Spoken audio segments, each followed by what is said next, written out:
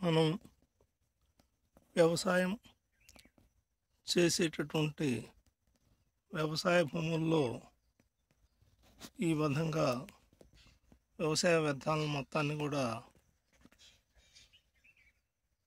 పెంచుకొని లేదా కొంత పెరగనిచ్చి తదుపరి వ్యవసాయం రొటావేటరు, గొర్రు సంబంధిత పరికరాలతోటి మనం కనుక సాగు చేసుకుంటే ఇదంతా కూడా మనం పంట వేయటానికి 25 రోజుల ముందుగా కనుక ఏర్పాటు చేసుకుంటే సేంద్రియ కర్బనం భూమికి విస్తారంగా పెరుగుతుంది. కాబట్టి ఈ యొక్క విధానాన్ని పాటించి వీలైనంత వరకు ఫెర్టిలైజర్ వినియోగాన్ని తగ్గించుకునే ప్రయత్నం చేస్తేనే భవిష్యత్తు తరాలు వ్యవసాయ భూమి ఆరోగ్యంగా మిగిలే పరిస్థితి ఉన్నదని ఇందు మూలంగా అందరికీ తెలియజేసుకుంటూ వీలైనంత వరకు సాంకేతికంగా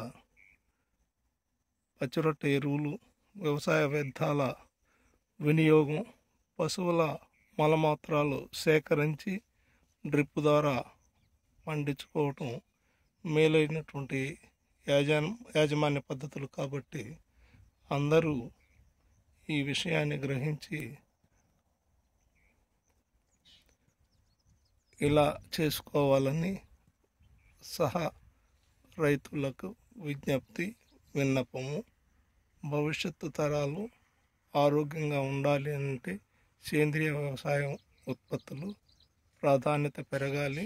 ఉత్పత్తులు గణనీయంగా ఆహార పదార్థాల్లో విషావశేషాలు లేనటువంటి రకంగా మనం పంటలు పండిస్తే మనకి